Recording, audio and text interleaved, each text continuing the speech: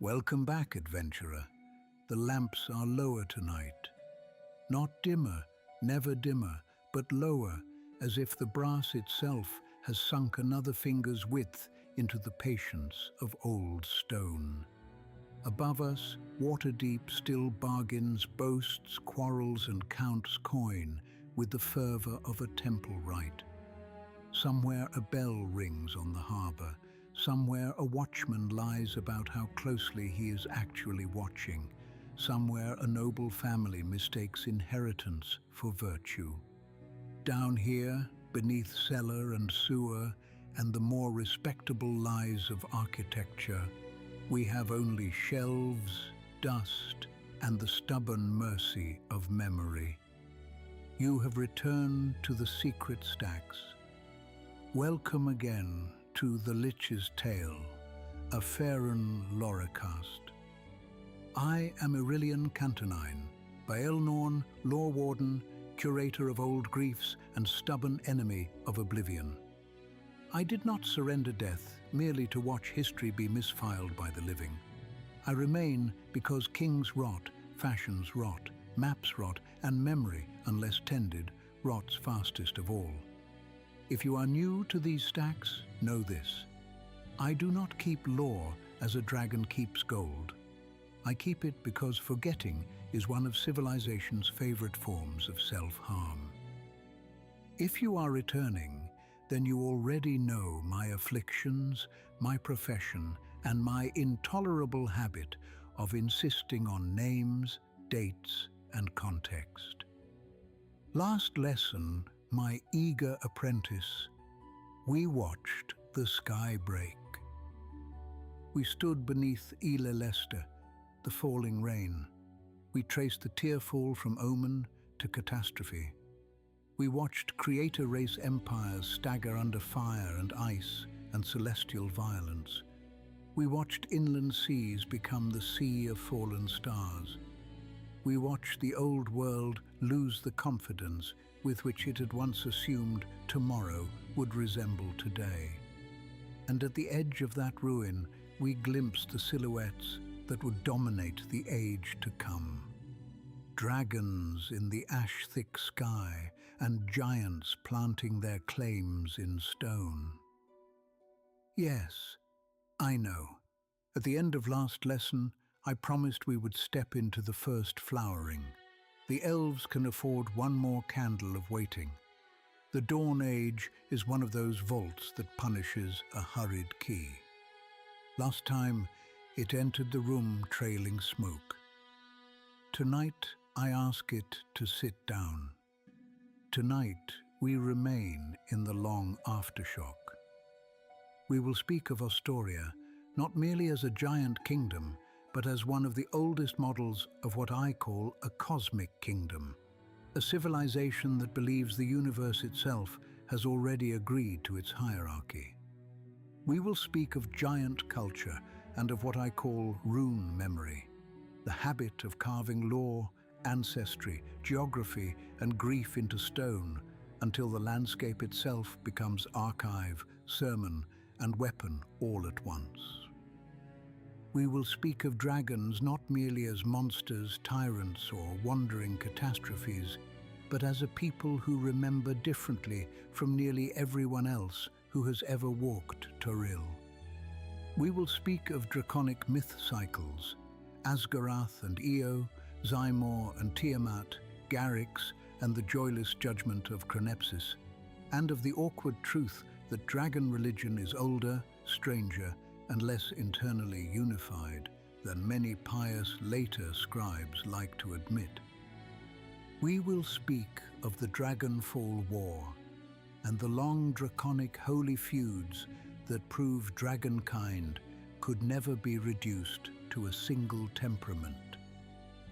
We will speak of the 1,000-year war between giants and dragons, not as a simple contest between two giant egos, though there was certainly no shortage of that, but as a collision between rival philosophies of rule. And we will speak, before the candle gutters, of the Dracorage Mythal, the King-Killer Star, Auctrian of Dawnfire, Winterflower Duskmere, and the terrible fact that the end of dragon primacy in Faerûn was not achieved by bravery alone, but by memory sharpened into a weapon. Because if you wish to understand why later ages tremble when dragons stir, you must first understand what dragons were before later peoples reduced them to treasure tables and tavern exaggerations. But before we descend any further, a brief word from tonight's generous sponsor. This episode is brought to you by Dharma Web Solutions, masters of crafting robust web applications and solving the thorny challenges of the modern internet. Whether you need an elegant front end, a scalable back end, or a seamless integration of the two, visit dharmawebsolutions.com. They weave code with the same care that I weave stories. Now, set your shoulders where they can bear old names. Let the ceiling vanish. The Dawn Age is above us, below us, and under our feet. If you want to understand the Dawn Age, apprentice, you must abandon, just for an hour, the habits of later history. Do not imagine tidy borders. Do not imagine charters, tax districts, and censuses. Do not imagine kings who can be understood by the acreage they govern or the grain they count. The great powers of the Dawn Age do not think first in coin, crop, or clerk. They think in ancestry, in altitude, in divine resemblance, in the rightness of their own scale. This is what I mean by the shape of power. In human ages, power gathers people. In the Dawn Age, power gathers reality. A giant kingdom does not merely control a valley. It insists the valley belongs beneath its rung in the cosmos. A dragon does not merely lair on a mountain. It absorbs the mountain into its biography. A giant road is a sermon in stone. A dragon shadow is a border with wings. The map is still there, yes, but it is not yet the primary language of domination.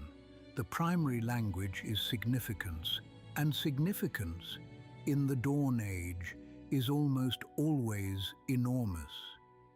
The world that follows the tearfall is not empty. Empty worlds are a luxury historians invent because they dislike complexity.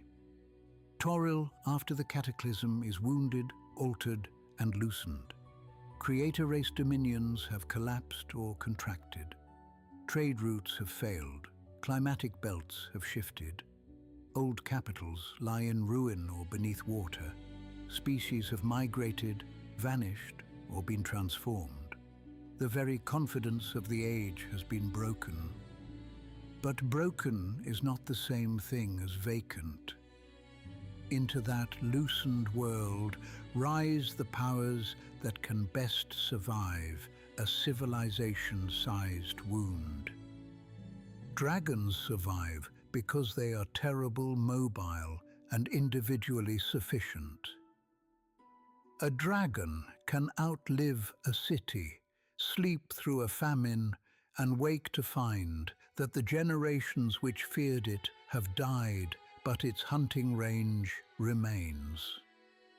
Giants survive because they are infrastructural. They build in stone, think in hierarchy, and impose order at scales smaller folk rarely dare. A giant people can lose kings, roots, and provinces, and still rebuild so long as their underlying grammar of place remains intact. And so the Dawn Age, which later tradition remembers as the time of dragons and the time of giants, becomes an age not merely of large rulers, but of large theories. The dragons believe greatness inheres in the being that can take, endure, and remain.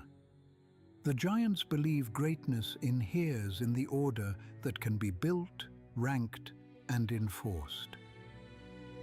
These are not the same thing. And because they are not the same thing, the Dawn Age was never going to remain merely tense. But we are getting ahead of ourselves. Before war, there is worldview. And if the giants are to be understood at all, we must begin where giants always insist one begins, with family, rank, and the deep inconvenience of Anam. Ostoria is sometimes called the first great giant empire of Faerûn, and this is true in the same way saying the trackless sea is damp is true, accurate, insufficient. Ostoria is better understood as a civilizational template. In giant tradition, it is the father's seat, the ancestral kingdom, the colossal kingdom, the old proof that giant kind once stood where, by divine right, it always believed it belonged. At its height, later traditions place its reach across a staggeringly broad swath of the north and beyond. From the western reaches that later ages would call the savage frontier, across lands that would one day drown beneath glacier and time, and southward far enough that the ghost of its scale still startles sages who try to sketch it honestly. Even where borders blur, as they inevitably do in prehistory, the point remains. Ostoria is remembered not as a local power, but as a world-ordering one. And that phrasing matters. Many later empires imagine themselves universal in ambition, but provincial in practice. Ostoria is different. Its memory is not merely that it ruled widely, but that it ruled correctly. At the heart of that confidence stands Anam All-Father. Pause with him. Modern listeners often want creator gods to be warm. They want them paternal in a way that can be stitched onto an altar cloth and sold for comfort. Anam is not warm. Anam is vast. There is a difference. In giant myth, he does not create primarily by soothing. He creates by assigning. He tells beings what they are for. He gives them place, size, expectation, and burden. The world is not a family in the sentimental sense. It is a household in the disciplinary sense. There is order, there is rank, there is responsibility, there is disappointment when rank is dishonored. And from that divine habit comes the ordning. Now, by later ages, the ordning is often described in simplified terms: storm giants above cloud giants, above fire, above frost, above stone, above hill. This is not false. It is simply flatter than the thing itself. The ordning is not, to giants, a mere etiquette manual or a convenient ladder of social precedence. It is a cosmological claim. It says that giant kind reflects the proper arrangement of creation. Storm above, cloud below storm, fire in the forge heart, frost at the hard killing edge, stone in the bones of the world, hill at the bottom where appetite, labor, and blunt mass may still serve the higher whole. To a skeptical human, this resembles caste inflated into theology. To a giant, it is theology expressed honestly. And once you understand that, much of giant culture stops seeming arbitrary and starts seeming inevitable. Storm giants nearest the top are not simply the biggest rulers with the nicest view. In tradition, they are the contemplatives of supremacy, the ones who hear weather not merely as noise, but as counsel. Under the influence of Stronmaus, god of sky, storm, seas, and a strangely giant sort of joy, they carry themselves as if rulership should be part prophecy, part stewardship, part silence. A storm giant king may wait years to answer an insult, not because he has forgiven it, but because he intends his answer to land when it can shape generations. Their halls are often closer to sea cliffs, tempest coasts, or hidden deeps than small folk expect, because weather is both symbol and jurisdiction to them. They reign best when they remember that height widens perspective. They reign worst when they mistake distance for wisdom and assume anything beneath their vantage can be decided without listening. Cloud giants, under Memnor's sly and swollen ego, understand that power often arrives dressed. They are the aristocrats of appearance, the engineers of prestige, the courtiers who can turn wealth into visible theology. A cloud giant palace is rarely content to be secure. It must also be splendid. Splendor, to the cloud giant mind, is not vanity alone. It is evidence.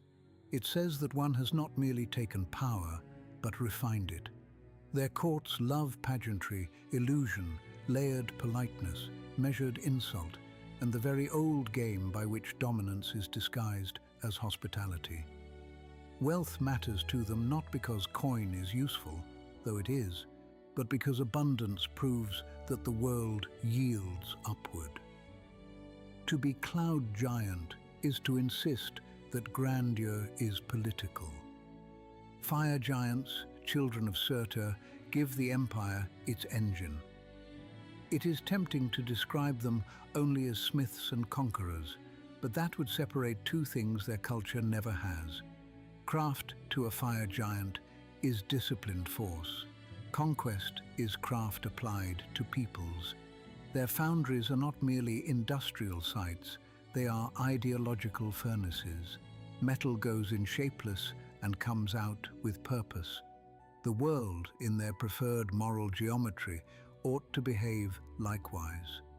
Among many giant peoples, fire giants earn rank by mastery of making, through weapons, armor, architecture, engines of war, or the exacting utility of the forge. A fire giant officer who cannot appreciate workmanship is like a priest who cannot hear prayer. To them, usefulness is dignity, provided the useful thing knows whom it serves. Frost giants are often misread by later storytellers as little more than raiders in furs. They deserve better history than that, though not necessarily kinder history. Under Thrym's hard creed, they are frontier force, predatory nobility, and military weather. They prize physical strength, certainly, but also endurance, ferocity, and the ability to survive where plenty has frozen shut. They are the Empire's ice edge, the warband answer to distance and resistance. Where fire giants build the engines of empire, frost giants are frequently asked to become them. They are tasked with enforcing order at the margins, driving fear into contested lands, and reminding lesser peoples that giant rule has claws as well as councils. The frost giant's boast is not ornament. It is often a compressed archive of victories needed to remain legible within the ordning. Stone giants devoted to scoriaeous stone bones are the most habitually misunderstood of the giant peoples. Even other giants often treat them as remote, strange, or dream-wrapped. This is not entirely unfair. Stone giants hear permanence with an intensity that makes most other folk seem frantic. They are artists, yes, but do not mistake artistry for harmlessness. To carve a mountain, to shape a cavern, to set a hidden hall where the earth itself seems to have intended it. These are acts of profound dominion. A stone giant is less interested in winning a shouting match than in outlasting one. Their notions of beauty are often geological: stillness, depth, pressure, line, resonance, the way a chamber can teach reverence simply by containing it. They value artistry and, quite famously, the disciplined throw of stone. both are extensions of an identical principle. One may shape a world by placing force precisely where it belongs. And then there are hill giants, the bottom rung, Grollantor's hungry children. The giants most often treated by their betters as proof that even divinely ordered societies require somewhere to store their contempt. Hill giants value size and strength because in the lower reaches of the ordning, brute embodiment is one of the few currencies left.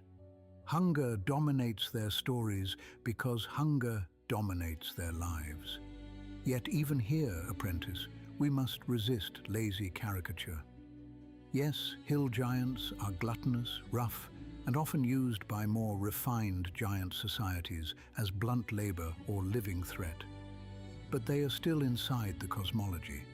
They are not outside giant culture. They are what giant hierarchy does to those it places lowest, while still claiming them as kin. Their very presence in Ostoria reveals that the Empire's order was not gentle. Every perfect hierarchy requires someone to bear its weight. Now, you may have noticed that I have spoken only of the 6 most famous giant castes. That is because most mortals do. But giant religion and giant life are broader than the ladder alone.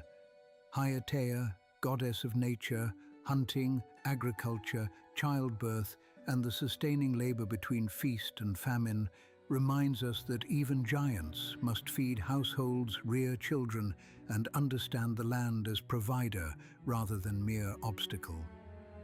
Ialanis, associated with love, mercy, beauty, and peace, proves that giant culture never imagined itself as nothing but war. There are giant courtships, giant songs of devotion, giant griefs that are not reducible to military loss.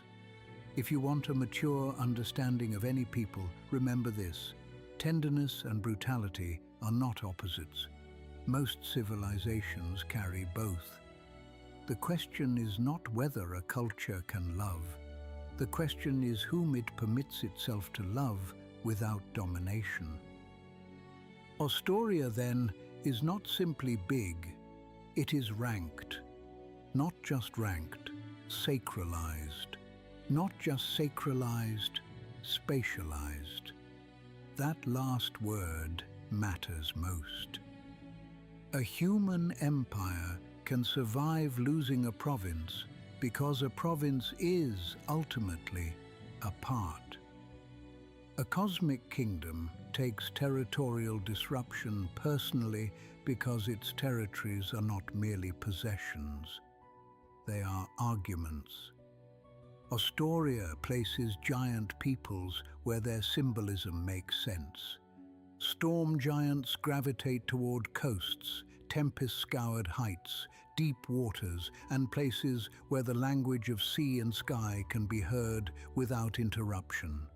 Cloud giants take to heights, floating keeps, and places where visibility itself becomes a luxury. Fire giants settle volcanic reaches or rich mountains, and the infernal logic of forge country. Frost giants dominate glacial margins, snowbound seas, and the hard geographies where endurance is virtue. Stone giants disappear into caverns, canyons, badlands, and old hills where bedrock can still be persuaded to remember. Hill giants occupy the lower, broader, rougher spaces where appetite and physicality can be put to work. This is why I call Ostoria a cosmic kingdom. It does not merely conquer land, it arranges significance. If a mountain pass is held by frost giants, that is not just because they won it. It is because the pass belongs, morally speaking, to a people of cold dominion. If a volcanic range is governed by fire giants, that is not mere resource strategy. It is a declaration that the world has once again put flame where flame belongs. If cloud giants serve as the right hands of storm giant kings, as later traditions often claim they did in the old empire, that too is not just administration. It is metaphysics performed as government.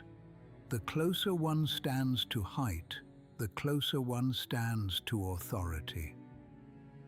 To a people like this, cabinet structure and sacred cosmology are twins.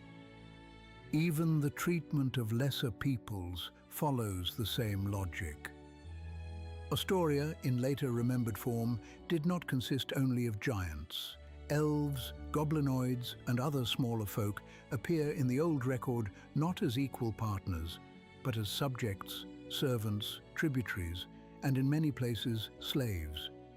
This matters. Too many modern romantics, drunk on ruin and scale, speak of ancient empires as though magnificence absolved cruelty. It does not. If anything, magnificence often requires a great deal of invisible labor and a carefully distributed permission to demean. A giant road no one smaller helped build is a fiction. A giant hall no smaller hands stocked, cleaned, hauled for, and bled under is propaganda. Do not mistake awe for endorsement. An old giant bridge can still be beautiful. It can also have been built on the backs of people who had no say in the beauty. And yet, even now, I must stop you from going too far the other way. The corrective historian has his own temptation to flatten every civilization into oppression and call nuance a moral failure. Resist that. Astoria was cruel, it was also cultured, it was hierarchical, it was also artistic, it was imperial, it was also intimate. Giants held feasts, observed births, mourned the dead, taught children their lineages, argued over beauty, played games of chance and strategy, recited sagas, and built spaces intended not merely to intimidate, but to move the soul. An Astorian feast, for instance, is not merely a meal. It is constitutional law performed with cups. Who sits nearest the central fire? Who enters first? Which guests are given stone goblets and which iron? Which line is permitted to speak after the first toast? Which deeds are sung before meat is served? Whether a hunting victory is named before a forging triumph or after it? Whose chair is carved from glacier ivory, whose from veined basalt, whose from plain timber, because that is the station their line has earned. To a giant hall, seating is not convenience. It is cosmology in furniture. And because giant society is so insistently ordered, memory becomes one of its chief instruments of survival. Which brings us, finally, to the runes. Modern listeners hear the phrase giant rune and think first of battle magic. They think of glowing marks on weapons, sigils that harden skin, charms that call frost, embers or storm. They are not wrong. Giant runes do hold power. They are old, sacred, and dangerous. But if you stop at the battlefield, you miss most of what makes them culturally important. In giant myth, Annam forged the material plane from the fragments of an earlier world and gifted the first giants runes of power by which they could understand and command the forces woven into creation.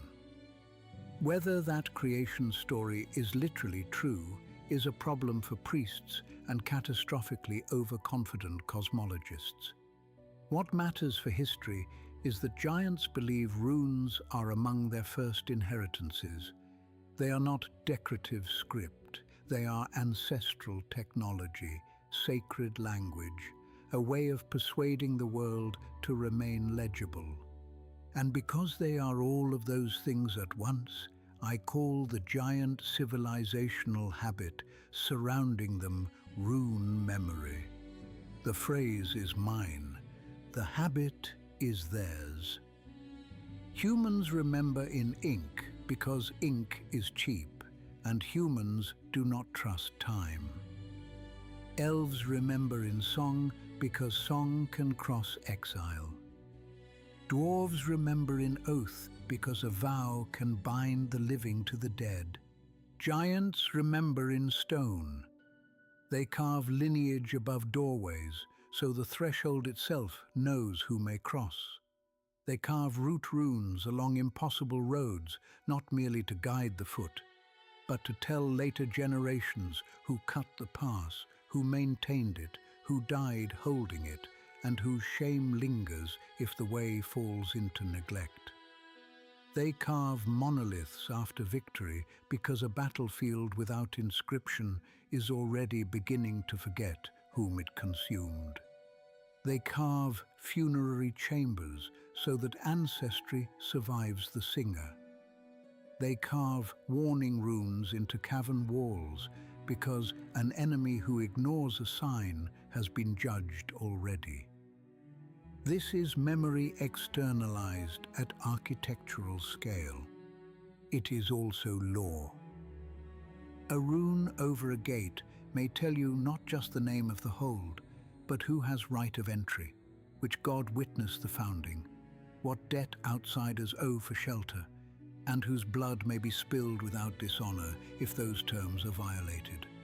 A rune on a bridge can function as toll, oath, curse, and engineering signature simultaneously. A rune on a shield can be a family claim. A rune on a forge can mark lineage of craft. A rune on a burial stone can hold in a handful of signs the equivalent of a dynasty's legal history. This is why giant ruins often feel less abandoned than judged. When you stand among broken Asturian stones, you are not merely standing in old masonry, you are walking through old sentences. The place still has opinions about rank, trespass, inheritance, piety, and who had a right to shape it. Even when the active magic is long gone, the grammar remains in the bones of the site. And yes, the magic matters too. Giant runes are tied, in tradition and in practice, to fundamental forces: fire, frost, cloud, stone, storm, journeying, warding, decay, imprisonment, even paths that gesture toward the realms of the gods. Some old giant rune workers speak of runes not as spells in the later wizardly sense, but as agreements between sign and world. This distinction is subtle but important. A wizard studies principles and compels an effect. A giant rune carver, in the older imagination, inscribes a truth so old and so fitting that reality consents to behave accordingly. This helps explain why giant cultures guarded runic knowledge so jealously. These signs were considered sacred, not mere techniques to be traded to outsiders. Later lore holds that fragments of giant runecraft were eventually transcribed into dwarven script and preserved there in altered form. But the giant attitude towards such borrowing has never been enthusiastic. To reveal a rune is to reveal part of how your people command the world. No empire does that lightly. Some runes are especially revealing in what they remember. Take the worm rune. Later sources associate it with decay and the ruin of what was once strong. That alone would make it grim enough. But the name matters. In giant memory, dragons and destruction are intertwined so deeply that one of the old runes of wasting itself wears their shadow. It is not just a magical sign. It is a prejudice fossilized into script. Or consider imprisonment runes set on thresholds and portals. These do not merely block passage, They assert that movement itself can be judged and bound. To place such a sign on a doorway is to say that architecture has the right to discipline the body. Then there are runes that gesture upward, old signs linked in later giant accounts to Gudheim and the halls of Anam, temporary openings toward divine geography. Whether every tale of such passage is factual is beside the point. The cultural logic is plain. A properly ordered sign can connect mortal giant space to cosmic giant space. A hall, if inscribed correctly, is not just a hall. It is an echo of the Allfather's own arrangement. And the range of giant engagement with runes tells you something else important. The practice is not limited to the sophisticated and the serene. Storm giants preserve omen runes and kingly inscriptions. Cloud giants layer status, heraldry, and deception into visual systems that can be read as social performance. Fire giants treat runic marks as integral to craft, war gear, and engines. Stone giants carve memory so deeply into dwelling and monument that their architecture often becomes a kind of slow scripture. Even hill giants, those whom later societies dismiss as barely civilized, maintain rougher traditions of carved and scarred sign. In some records, their rune cutters stamp great symbols into hillsides or carve marks into hide and flesh, proof that even at the bottom of the ordning memory still demands a surface. So when I say giant culture practices rune memory, I do not mean simply that giants like inscriptions. I mean they have built a civilizational habit in which ancestry, law, geography, metaphysics, and practical magic are repeatedly made durable through carving. The scald gives emotion. The rune gives endurance. The singer makes the hall feel. The stone makes the hall remember what was actually claimed. Not all giant peoples value accuracy the same way. Cloud giants delight in embellishment, frost giants in boast, fire giants in measured account, storm giants in portent, stone giants in compression, but the wall remains a standard. If a singer exaggerates too far, the lintel behind him still names the dead precisely. If a jarl lies about who held a pass, the bridge itself may contradict him in 6-foot letters. That is a culture confident enough to let memory become architecture.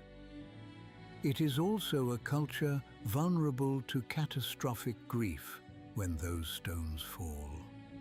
Because if a people has trusted stone to remember for them, then shattered stone is not merely ruin. It is amnesia made visible. This apprentice is one of the deep tragedies of Astoria. When later ages wander its remnants, they see broken roads, toppled arches, weathered giant faces, perhaps a buried hall or a titanic stair vanishing into glacier or peat. They see spectacle. Sometimes they see salvage. Rarely do they grasp that what has been broken is not only infrastructure, but continuity. Imagine a human archive where every legal charter, every genealogy, every burial record, every military monument, and every border marker has been cracked open by frost, fire, dragon breath, time, and deliberate conquest. That is part of what the fall of Astoria means. Giant ruin is never just stone out of place. It is the fragmentation of a people's externalized memory. And yet, the Old Kingdom is not fully silent. Its roads still teach. A giant road is never just a road. It is a declaration that movement itself should occur under giant terms. The road goes where giant bodies can fit, at grades giant feet prefer, through cuts giant engineers chose, between watchpoints giant sightlines can command. A smaller folk may use that road centuries later and call it convenient. The road would have called them incidental. A giant gate is never just a gate. It is a lesson in scale. You are meant to feel yourself corrected by it. Your shoulders are meant to understand, before your mind does, what proportion the builders considered normal. A giant forge is never just a forge. It is a theology of force. The tongs, channels, anvils, and crucibles are arguments about what can be remade by heat and whose right it is to do the remaking. A giant cairn is never just a grave. It is a refusal to let death become private. And because giant culture so often externalizes dignity, the destruction of its sites becomes a special kind of humiliation. To raise a dragon's lair is to wound a dragon's body politic. To shatter a giant hold is to tell an entire cosmology that its world can be edited. This is why giant hatred of dragons becomes so severe. Yes, there are practical reasons. Dragons raid, dragons hoard, dragons seize peaks and passes, dragons eat livestock, subjects, messengers, and pride. But there is also an ontological insult involved. Dragons refuse to be spatially organized. They will not sit obediently in the rung where a giant system would place them. They cross the sky without asking which hierarchy owns the air.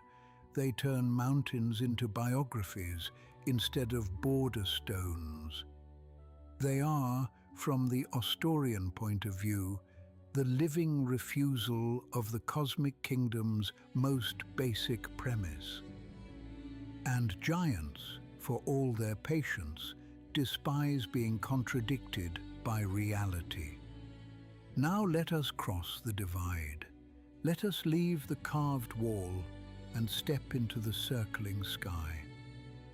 Because dragons remember differently. There is another advantage to studying giant culture through the lens of memory. It rescues us from the mistake of imagining giants only when they are conquering. What happens on the days between wars? A giant civilization still has to live. Children have to be raised into the ordning, which means giant education begins not with abstract literacy, but with proportion. A young giant learns where to stand, when to speak, which names require an honorific, how to recognize runes of house and oath, how to carry meat or stone or tongs or spear according to station, how to sit in a hall without implying equality where none is recognized. Before a giant understands theology in formal terms, the body has already been taught hierarchy. That is how powerful social orders persist, not by lectures, but by posture. Giant households are also instructive. In a storm giant court, servants, kin, captains, skalds, runekeepers and seers all participate in a layered world where silence can be as meaningful as speech. In a cloud giant household, display matters. One's garments, jewels, gestures, and even chosen entertainments become legible as status. In fire giant domains, the household and the workshop blur. To be of a line is often also to be of a craft. Apprenticeship is political. Failure at the forge can be social diminishment. In frost giant halls, tales of endurance are part of family inheritance. A child who cannot hear the difference between boasting and earned reputation will be eaten alive by their own kin's contempt long before any dragon gets the chance. Stone giants, meanwhile, make domestic space itself an art of moral education. A chamber's curve, echo, shadow, and carving can teach a young mind what stillness is for. Even love behaves differently under giant assumptions. Courtship is not, in most giant societies, a simple matter of private affection. It intersects with rank, prowess, lineage, alliance, and divine expectation. A storm giant union may be read for omens. A cloud giant marriage may rearrange prestige networks. A fire giant match can strengthen craft houses. A frost giant bond may be tested through ordeal, hunt, or raid. Stone giants often attach beauty and compatibility to a shared sense of form and endurance. Hyatea and Ialanis matter here because without them, giant culture would collapse into a prison of rank with no interior tenderness. Their continued relevance reminds us that even in severe hierarchies, people still seek delight, comfort, touch, and continuity of blood. Giant artistry deserves more credit than it receives. The smaller races often admire giant works only when they are enormous. This is because small folk are too easily impressed by volume. But giant art is not merely large, it is often conceptually sophisticated. A stone giant relief may use depth and roughness to make torchlight simulate flowing water or moving cloud. A storm giant pillar may be cut to sing slightly when sea wind passes, making the architecture itself an instrument. A fire giant gate may balance grim functionality with symbolic metalwork so exact that each hinge line recites a dynasty. Cloud giants, of course, adore ornamental excess, but even there, the excess is often highly coded. Certain gem arrangements, draperies, floating platforms, and illusion layers tell a trained eye not just wealth, but pedigree, allegiance, marriage history, and favor. This is why reducing giants to big brutes is not merely rude. It is analytically incompetent. A people can love splendor and still be cruel. A people can carve subtle art and still enslave neighbors. A people can produce philosophy and still treat rank as destiny. In fact, history suggests these things often coexist quite comfortably. And when they do, memory becomes doubly important. The giant skald does not preserve only victories. The skald preserves the terms under which the culture understands itself. A boast to a giant is not just arrogance. It is often a public staking of identity. To fail after boasting is not just embarrassment. It is a crack in social being. This helps explain why giant feuds can persist so long. Reputation, once inscribed in communal memory, becomes infrastructure almost as durable as stone. Keep all of this in mind when you picture Astoria at its height. Do not see only marching columns and dragon slayers. See kitchens the size of barns where feast beasts turn on iron spits. See apprentices tracing sacred runes in soot before being trusted with chisel or hammer. See young nobles learning which ancestors may be claimed loudly and which only if one has truly earned resemblance. See widows at memorial walls laying broad hands over carved names deep enough to outlast empires. See hill giant cooks laughing too loudly. See cloud giant gamblers smiling with knives hidden in etiquette. See frost giant veterans growing solemn when the skald reaches the name of a dragon who took too many kin. See a civilization trying every day to remain equal to the scale it believes the gods assigned it. That is the daily labor of a cosmic kingdom. This is the first great distinction between giant civilization and draconic civilization, and it matters more than 1,000 spears. A giant externalizes legitimacy. Build the road, raise the hall, carve the ancestor, make the world witness. A dragon internalizes legitimacy, become the proof. A dragon does not need a capital in quite the way a giant empire does, because a dragon is already a capital, treasury, border fort, weather event, dynasty, cult object, siege engine, and divine advertisement condensed into one living will. The lair matters, certainly. The horde matters as well. But both are extensions of the dragon, not replacements for it. If a giant ruler dies and the road remains, Astoria still speaks. If a dragon dies and the lair remains, the most important sentence in that place has ended. This is why draconic myth feels so different from giant saga.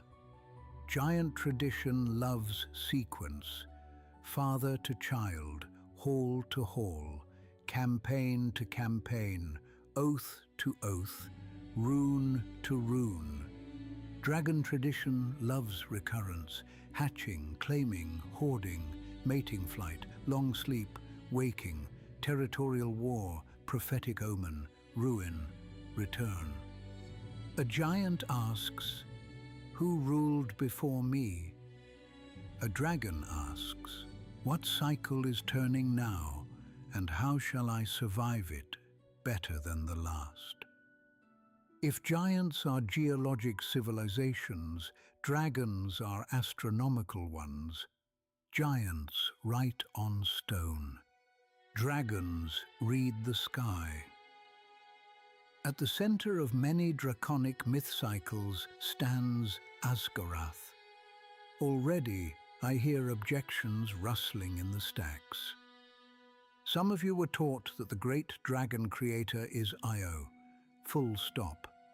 Others learned that Asgarath is a Realmsian name, or an aspect, or an older and less anthropomorphic memory of the same divine principle. Still others, usually the sort who think certainty is a virtue even when false, insist the distinction is trivial. It is not trivial. In dragon religion, names often mark different emphases, and emphasis can reshape entire priesthoods. Asgarath is world shaper, first scale, creator, divider, progenitor, depending on whom you ask. In some realms' traditions, the being later called Io, in broader, plainer theology, appears in far older draconic stories as Asgarath, especially when creation, cosmic violence, or the making of dragonkind is involved. Some tales say Asgarath made the world and dragonkind was its signature. Some say dragon eggs quickened under the falling fire of the Tearfall when the heavens cracked and scales of divinity, or fragments of a cast moon, or blood from a cosmic wound, depending on the version, rained upon the world. Some obscure and quarrelsome myths even place Asgarath behind the very cataclysm that remade the age, hurling an ice moon and shattering creator race dominion in a gesture dragons interpret not as cruelty, but as the clearing of a stage. Do I endorse that last account? No. Do I ignore it? Also no. History in the realms is always partly the study of what powerful peoples chose to believe about their own beginnings. And dragonkind has never agreed entirely on its own. There are, for instance, Candlekeep natural philosophers, brave, foolish souls, who have proposed that dragons descend from prehistoric proto-dragons that survived the world-remaking catastrophes and gradually differentiated into the true draconic lineages known later. This view does not erase myth. It merely insults priests. Still, its existence matters because it shows that even among sages, the origin of dragonkind resists neat handling. Were dragons made in a moment of divine fiat, quickened by tearfall, grown from older stock? The answer, depending on whether you ask priest, skald, dracologist or dragon, is frequently yes. What is much easier to establish is that dragonkind organizes itself around divine exemplars that are more contradictory than many non-dragons realize. Take Zymor, whom later ages more commonly name Bahamut. Ancient Faerûnian dragon traditions often remember Bahamut under this older name, and in that form he is not merely goodness with wings.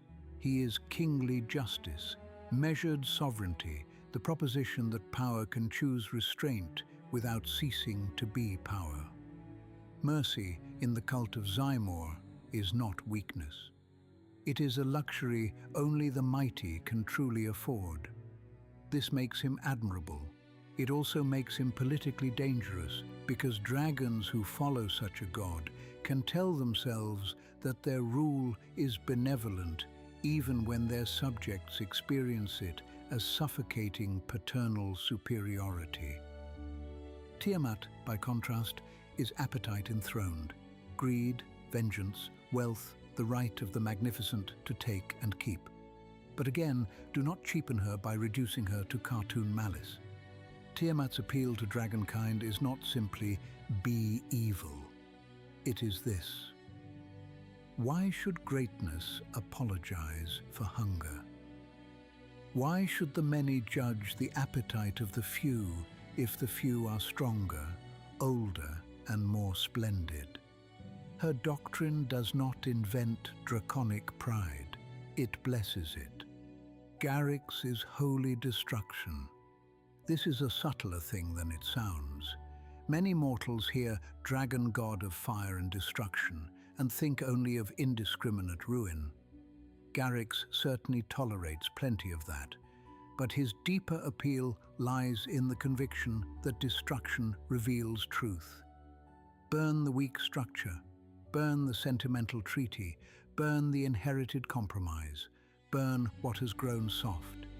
Then see what remains. A dragon of Garrix may not consider itself a mad arsonist. It may consider itself a purifier. And then there is Null, whose colder, more judgmental aspect appears in some traditions as chronepsis. Pause with him. A people obsessed with antiquity eventually requires a god who remembers without flattering. Chronepsis is that divine function. Death, fate, inevitability, the weighing of dragon souls, the detached witness to long consequence. He is not comforting, which is one reason I rather respect him. Some traditions separate him more cleanly from Null. Others treat him as Null's aspect, office or judge face. Either way, the theological lesson is plain. Not all draconic divinity celebrates hunger or sovereignty. Some of it keeps count. Kareska represents dragon magic, not merely the spells dragons cast, but their relationship to arcane creativity and the strange delight dragons take in power, understood aesthetically. Zorquan, by contrast, is dragonness itself, or nearly so. Identity, dragonkind, the shared essence that remains even when color, temperament, and cult affiliation diverge. His place in the pantheon is one reason dragons can be politically fragmented, yet still imagine themselves members of a singular, superior category of being. Do you see the pattern now? The draconic pantheon does not present dragonkind with one moral program. It presents dragonkind with mirrors. In one mirror, the dragon sees righteous kingship. In another, glorious appetite. In another, cleansing fire. In another, remorseless judgment. In another, magical self-perfection. In another, dragon identity itself as worthy of reverence. No wonder dragon religion so often becomes political. No wonder draconic holy wars recur.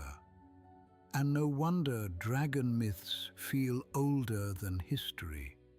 They are not tidy foundation stories with a clean list of heroes and dates. They are cycles of self-interpretation repeated across ages of sleep, war, conquest, and memory. Even their disagreements are ancient. Now, do not mistake draconic solitude for absence of society. That is another of the smaller race's favorite errors. Yes, many dragons live apart. Yes, they are territorial, domineering, and reluctant to share authority. But solitary is not the same thing as cultureless. Dragons mate, feud with siblings, recognize bloodlines, foster heirs, keep servants, inspire cults, negotiate with rivals, correspond over distances, maintain dependent communities, and remember diplomatic slights for lengths of time that would make most courts collapse from embarrassment. Their society is sparse, not absent. It is built for a world with more room and fewer institutions. A dragon gathering is not a senate, it is a storm front. A dragon kingdom is not a bureaucracy with wings.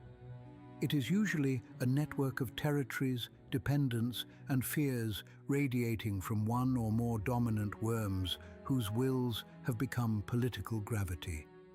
This is why some of the old draconic realms feel so strange to historians trained on human statecraft.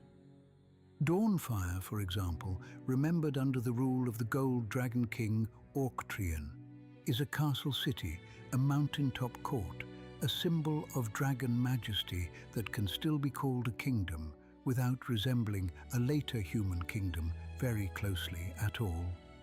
Darastri Verthicha, associated in old accounts with the green dragon Kezinsiach, likewise behaves less like a ministry-run state and more like a predatory dominion anchored in the personal power of a ruling dragon and the webs of dependence beneath it.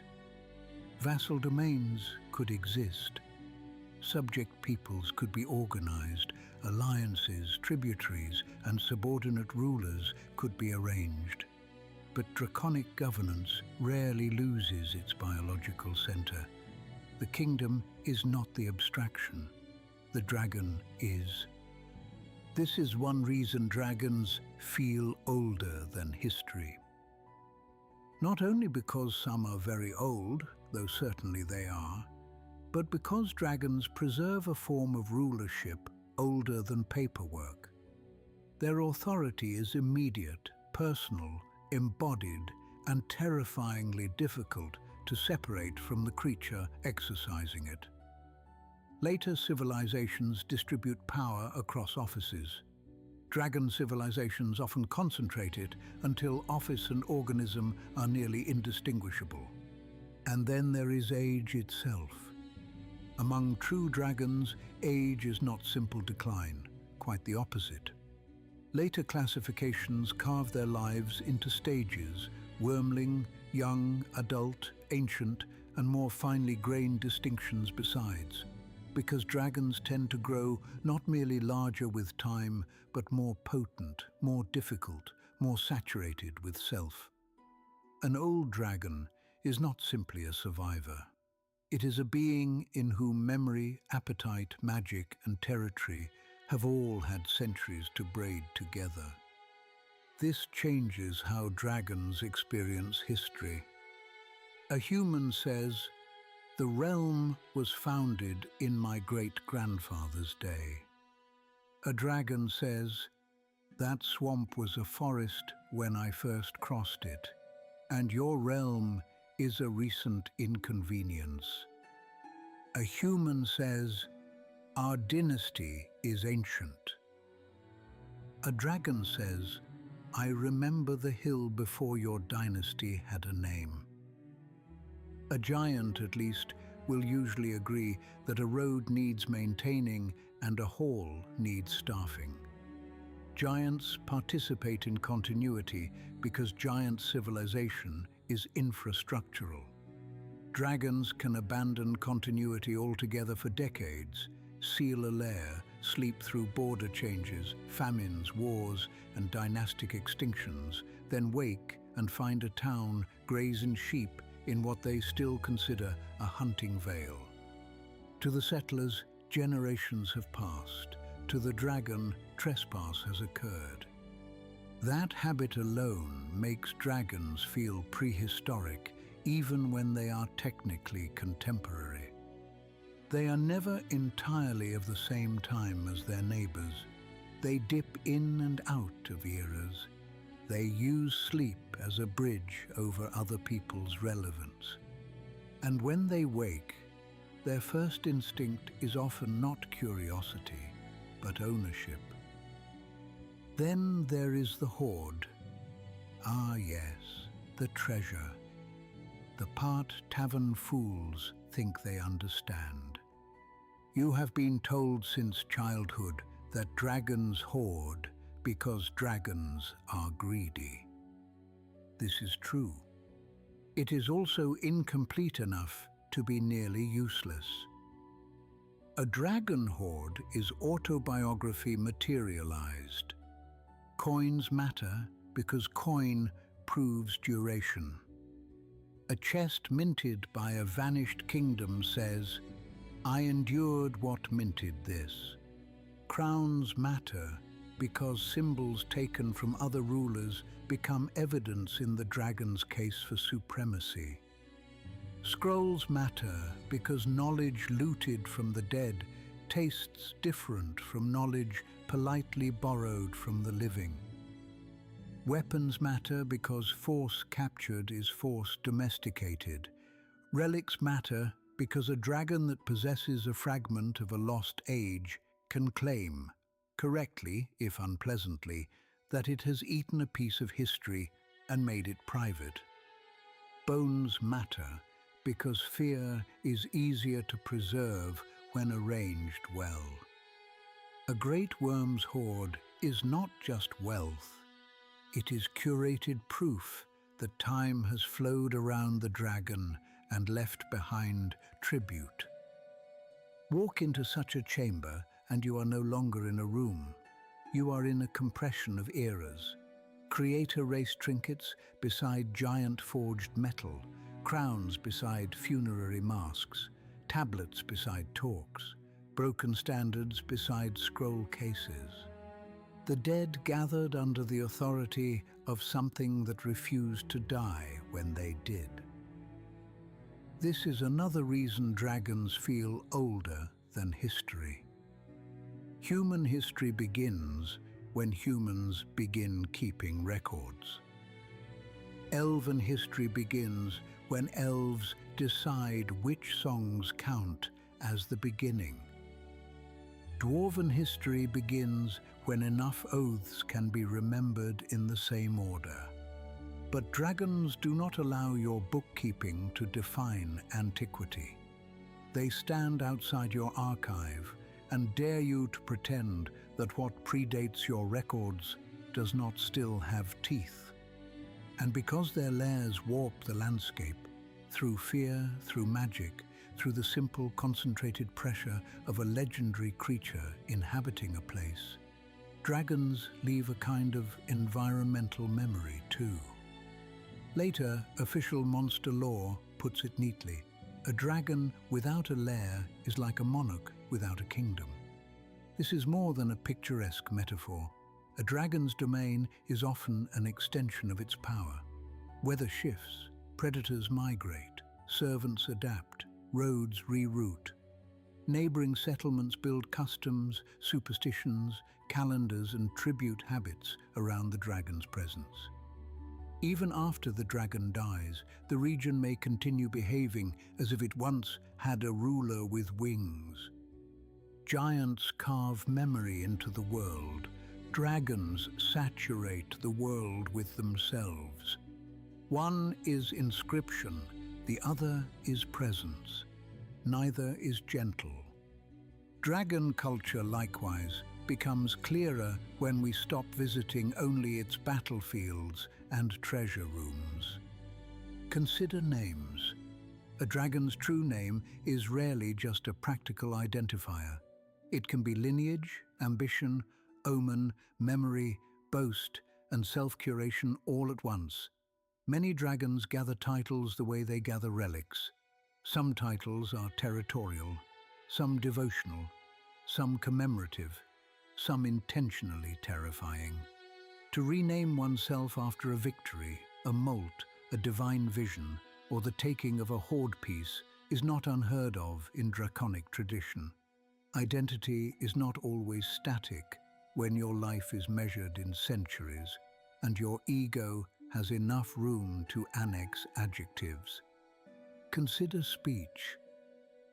Dragons are often described as proud, but pride alone is too small a word. Dragons expect language to bear weight. Insulting a dragon is dangerous not simply because it angers a powerful creature, but because dragons hear status in phrasing, precedence in introductions, and challenge in casual tone. A dragon court, where such things exist, can be every bit as fraught as a cloud giant salon, only with fewer guests and more immediate consequences for getting etiquette wrong. Servants, emissaries, cult priests, and subject rulers all develop draconic diplomacy because survival demands it. Who bows first? Who speaks a title in full? Which gift is offered uncovered? Whether a relic is presented as tribute, restitution, curiosity, or reminder. These details can determine whether a hall hears negotiation or prey noise. Consider offspring. Dragon hatchlings are not blank slates. They emerge already burdened with instinct, appetite, and ancestral expectation.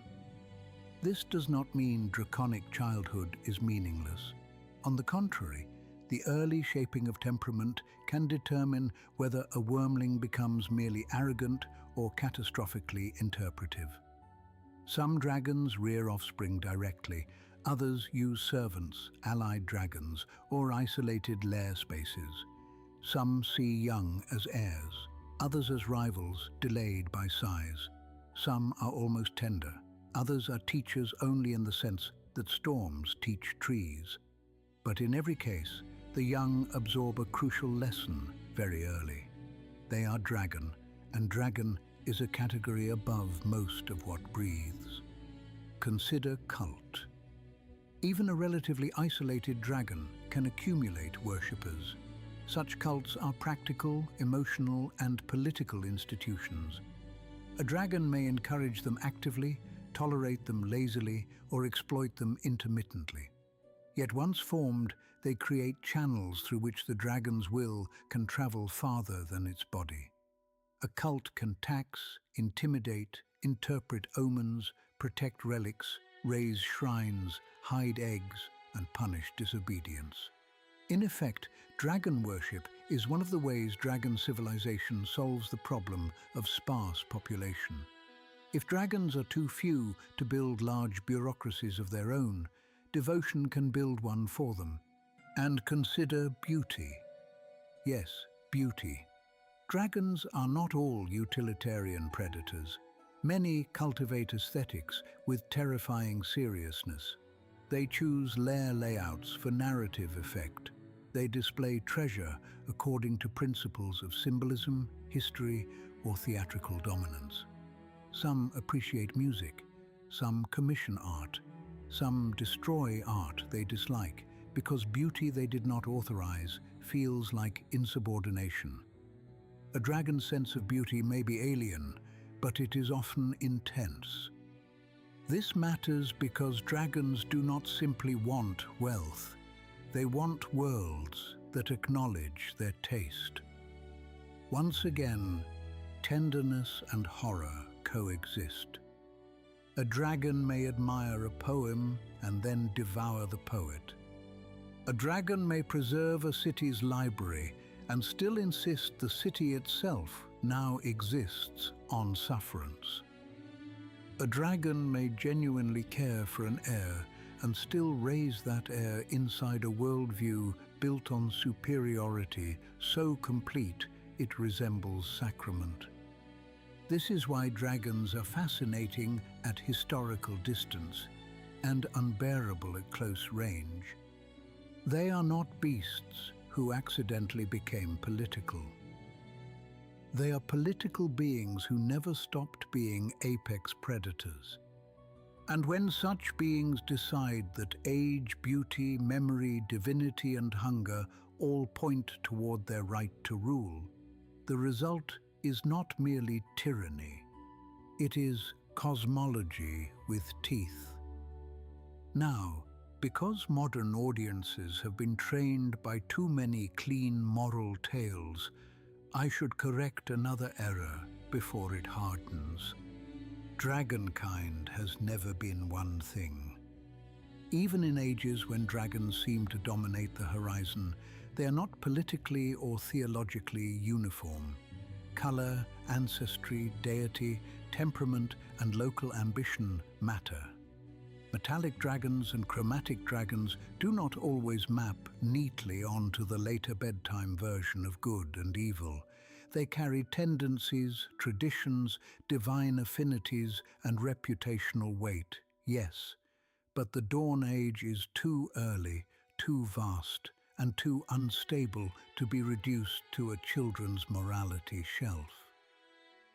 Consider the long draconic conflicts remembered in scattered tradition as holy wars, civil wars, or in one especially resonant case, the Dragonfall War. One chain of accounts traces its beginning to the Red Dragon General Nagamat, servant of Tiamat, who conquered the Ayari realm of Shara around the opening of the Dawn Age. In that telling, the slaying of Nagamat some centuries later by followers of Zymor ignited a retaliatory cycle that drew draconic factions into generations of violence. Whether every detail of that sequence survives intact is less important than what the tradition reveals.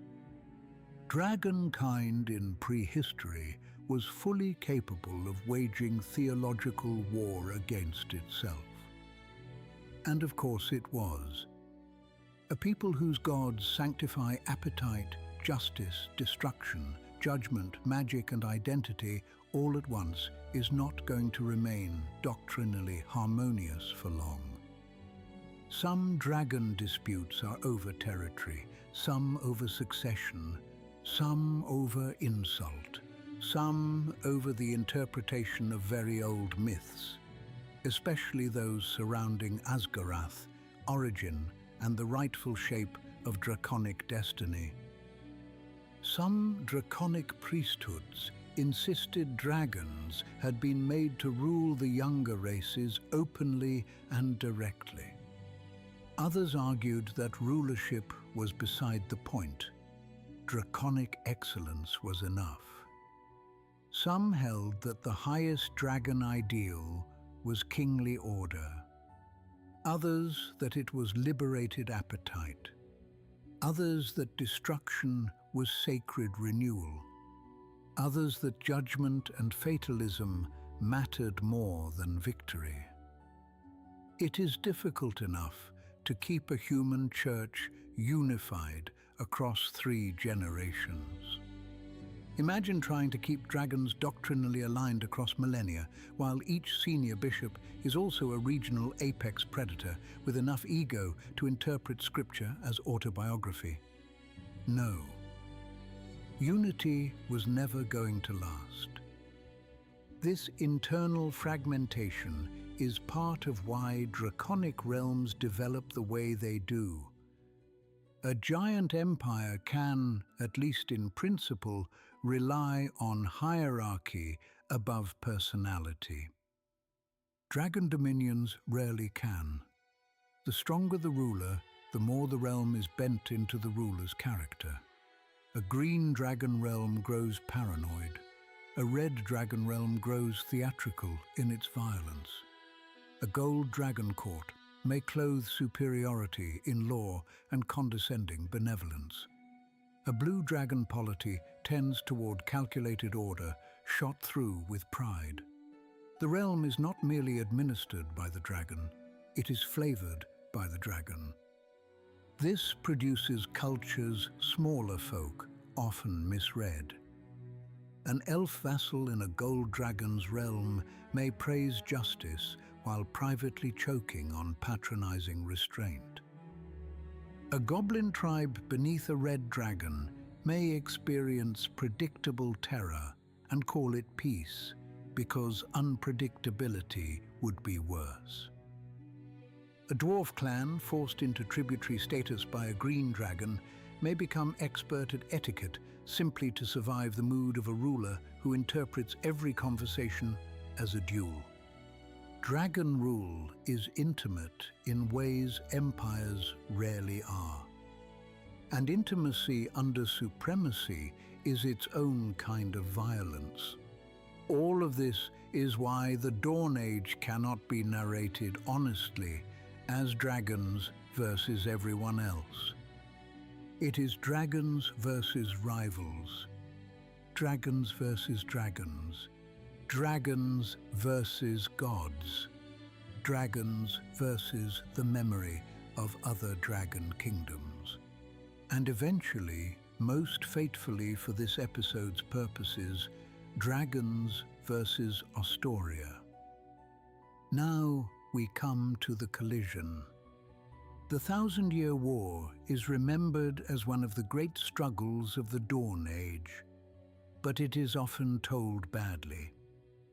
When modern people summarize it, they usually produce one of two foolish versions. Version 1, the dragons were savage monsters, the giants noble defenders, and the war was a necessary purification of the skies. Version 2, the giants were tyrannical imperialists, the dragons wild powers of freedom, and the war was a rebellion against order itself. Both versions are lies of convenience. The better truth is harder and far more interesting. The Thousand-Year War is what happens when two ancient peoples, each convinced the world ought to take their shape, finally decide that coexistence has become an insult. Before the war becomes total, the relationship between giants and dragons seems to have been ugly, competitive, and not yet fully apocalyptic. Some traditions speak of dragons preying on giant herds, others of border conflicts settled by contests of prestige, by single combats, by retaliatory raids, or by the sort of limited violence powerful peoples use when they still imagine negotiation remains possible. A dragon steals cattle, tribute, or hunting rights. A giant lord responds. A mountain changes hands. An oath is exchanged. Pride remains intact enough that neither civilization yet feels compelled to mobilize its whole philosophy. Then something tips. The most famous giant tradition says the war truly begins when Garrix himself, or at least an avatar of Garrix, leads red dragons in the burning of a cloud giant city. That image has survived for good reason. It is perfectly emblematic. The god of holy destruction using dragons of fire to immolate one of the most status-conscious, architecturally vain, and sky-associated giant peoples. Cosmic kingdom meets purifying flame. Order meets appetite. prestige meets conflagration. Whether the event occurred exactly as sung is less important than what the tradition encodes. From the giant point of view, dragons had ceased to be troublesome rivals and become existential blasphemy. From the dragon point of view, the old order of stone had finally been tested properly, and so the war widens. To understand why this war matters, apprentice, you must stop thinking only in armies and start thinking in civilizational theories. Astoria says the world should be ordered, ranked, roaded, and remembered by law. Dragonkind says the world belongs to those mighty enough to seize it, shape it personally, and remain. A giant ruler says, I stand where my father, my God, and my runes say I should. A dragon says, I endure, therefore I am right. Once those two propositions have enough territory, enough grievance, and enough gods whispering behind them, war is not surprising. It is inevitable. And because both sides have different relationships to scale, they fight differently. Giants wage war infrastructurally. They mobilize peoples, they move resources, they build roads to support campaigns, forts to anchor advances, foundries to feed attrition, monuments to fix victory in memory. Even their heroes often stand inside a wider system. Dragons wage war asymmetrically, even when numerous. They strike vertically, they devastate supply, they raid from altitude, choose terrain personally, and leverage terror as efficiently as breath. A dragon army is never merely an army. It is a moving collection of individual apex wills that happen briefly to be aligned. This is one reason the war lasts so long. The giants can hold territory. The dragons can make territory expensive. The giants can remember losses and systematize vengeance. The dragons can withdraw, heal, sleep, and re-emerge where the giants are weak. The giants trust fortification. The dragons trust maneuver. And both sides possess heroes terrifying enough to become myths while still alive. Let us speak first of the giant answer to dragon sovereignty, the Vonindod. Even now, the name lands heavily. Vonindod. In the giant tongue, it is often glossed as Titan of Death, and for once the translation is not dramatic enough. Later records remember it as a colossal construct of adamantine, towering some 80 feet, man-shaped only in the broadest and most alarming sense, with ruby eyes and a great sword fit for a monument's nightmare. Fire giants built it during the 1,000-year war as a dragon-killing engine, an answer in metal to the problem of things that ruled the air and would not submit. But again, if you stop at spectacle, you miss the history. Vonindod is not merely a weapon, it is Astorian philosophy with legs. Think about what the construct represents. Fire giant craft, imperial resource concentration, runic command. The conviction that even the most sovereign living terror in the sky can be rendered legible, reachable, and breakable through enough disciplined making. When Vonindod marches, the giant empire is saying to dragonkind, "You are not above order. We can build something larger than your pride." That is why the thing matters. Not because it is enormous, because it is argument converted into engine, and by all accounts, it was devastating. Later traditions credit it with the slaughter of more dragons than even the greatest giant champions could match. It raided lairs, it tore through draconic positions. It forced dragons to confront a horror they themselves usually specialized in inflicting.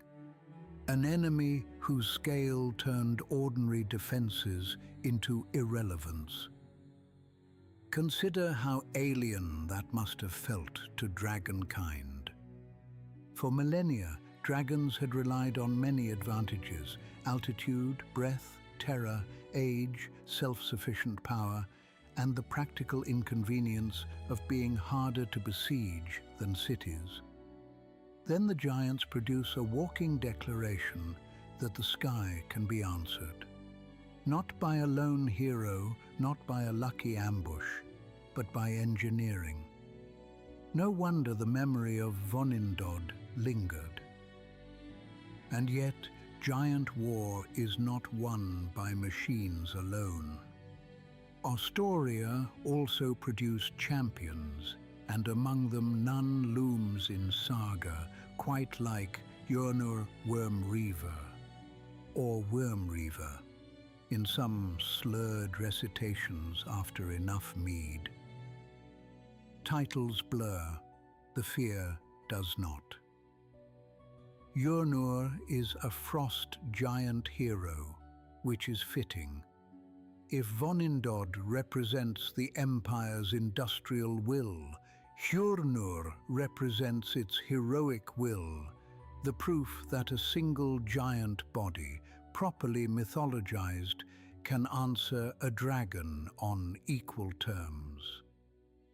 Later songs credit him with absurd feats, which is often how you know a hero has become culturally necessary.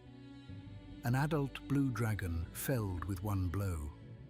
A black dragon's spine broken across his knees. Dragon after dragon hauled down, split, drowned, shattered, or humiliated in ways no dragon storyteller would ever recount without bitterness. Are all such details literal? Perhaps not, but the pattern matters. Hjörnur becomes the giant reply to the draconic cult of singular might. Remember, dragons had long treated individuality as proof of legitimacy. The mighty worm, the ancient tyrant, the monarch whose personality is itself government. Hjörnur answers that with giant terms. He is not just a soldier of the ordning, he is the giant whom dragons must fear by name. That matters politically. Empires need systems. They also need faces. And in the 1,000-year war, Hjörnur gives Astoria a face sharp enough to rival any draconic terror. His death, or rather the variations on it, matter too. One famous account has him lure an ancient gold dragon king or general, sources differ, as they always do, into a pit, slaying not only that mighty foe, but a retinue of lieutenants besides, only to drown in the flood of dragon blood that follows. Whether one believes that literally or not, the image survives because it says something giant society needs said. The hero can triumph even in death, and dragon grandeur bleeds like anything else. Now pause on the detail that the dragon in some versions is gold. That matters, because the Dawn Age refuses later moral neatness. Metallic does not mean harmless. Noble does not mean gentle. A gold dragon can still be a conqueror. A just ruler can still be an imperial one. A realm may experience enlightened draconic rule as suffocation, and call it by a prettier name only because the alternative is fire. I want you to hold on to that when we reach Orctrien. For now, understand this. The 1,000-year war was not good dragons against bad giants or bad dragons against good giants. It was old powers trying to decide which model of oldness deserved the world. And both sides had gods cheering. The divine dimension of the war is worth dwelling on, because pre-modern conflicts are never merely material, no matter how many historians try to tidy them into logistics. Garrix delights in the war because destruction reveals weakness. Annam sanctions giant resistance because ordered creation should not yield to winged contradiction. Thrym, Surtur, Memnor, Stronmaus, and the others all have reasons to see the war through the lens of their own virtues. Strength, craft, prestige, cosmic station. On the draconic side, Tiamat may read the struggle as a rightful assertion of magnificent appetite. Zymor's adherents may interpret it as a chance to establish proper draconic sovereignty over younger peoples and rival monsters alike. Garrix's devotees revel in the burn itself. Priests of Chronepsis likely mutter that all this blood will still be weighed when the boasting is done. And then there are the ordinary calculations beneath divine rhetoric. Giants need roots, grazing lands, mineral wealth, subordinate peoples, and symbolic control of prominent geographies. Dragons need territory, prey, tribute, nesting grounds, and secure heights. There is only so much mountain in the world.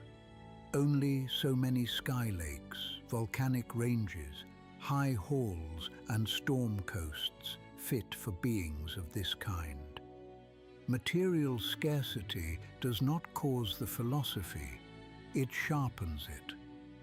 This is also why the war is experienced so differently by those below giant and dragon rank.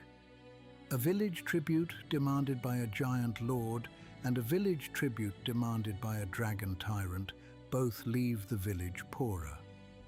A shepherd whose herd is requisitioned by frost giants and a shepherd whose flock is devoured by a red dragon both go hungry. A pass contested by winged raiders and giant patrols is no safer for the merchants ground between them. To the small folk on the margins, these civilizational theories often arrive as weather with opinions, and weather with opinions is still weather.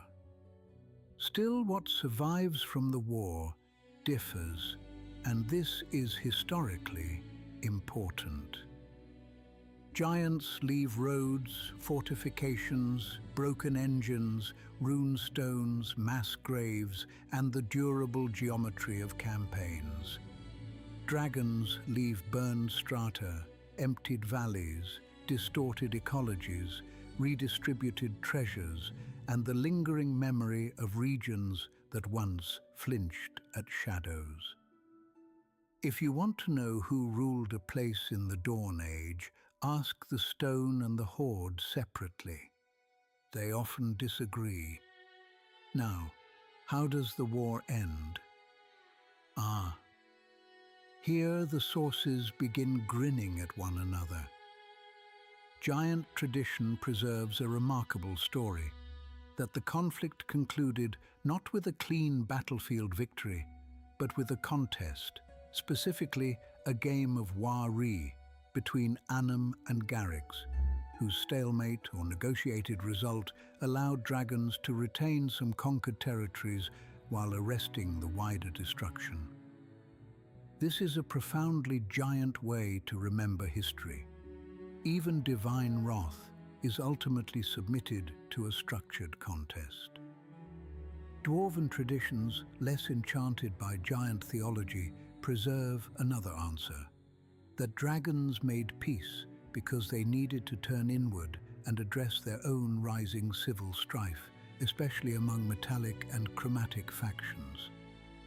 This is a profoundly dwarven correction, practical, skeptical, and faintly annoyed by anybody trying to make cosmic theatre out of strategic exhaustion. Which is true, possibly both, in different registers. The giant memory may encode a real negotiated halt by translating it into sacred game. The dwarven memory may preserve the material logic beneath the myth. This is the sort of layered truth the realms specialize in. One culture remembers meaning, another remembers mechanism. History, if it is lucky, gets both. What matters for us is that the war ends without total annihilation. No side becomes sole master of Faerûn. No neat moral closure arrives. Ostoria is bloodied but not erased. Dragonkind is checked but not broken. And the world, exhausted by titans, becomes available to something else. Not yet, but soon. Before we step toward that something else, I want to linger a little longer with dragons themselves. Because to understand the end of the time of dragons, you must understand what made dragon power so difficult to uproot in the first place. First, dragons are difficult to dislodge because their sovereignty is biologically efficient. A giant kingdom needs roads repaired, halls provisioned, hierarchies maintained, and large numbers of bodies kept legible within the ordning. A draconic dominion can survive astonishing administrative thinness because so much authority resides in the ruler's mere capacity for violence. A dragon does not require a thick bureaucracy to remain obeyed if everyone nearby already knows what happens when tribute fails. Second, dragons are difficult to uproot because they repurpose the achievements of others. A dragon need not build every wonder it possesses. It can seize. A mountain citadel becomes a lair. A fallen creator race vault becomes treasure storage. A giant forged artifact becomes horde centerpiece. A ruined tower becomes perch, altar, prison, or nursery. Dragons are parasitic on history in the most unsettling sense. They are experts at inheriting what they did not make and making it appear that ownership has always been theirs. Third, dragons are difficult to uproot because they turn time into advantage. A dragon that loses a war need not accept finality. It can flee, hide, sleep, brood, gather servants, and re-emerge later when the victors have become complacent or dead. Human realms call this defeat postponed. Dragons call it patience.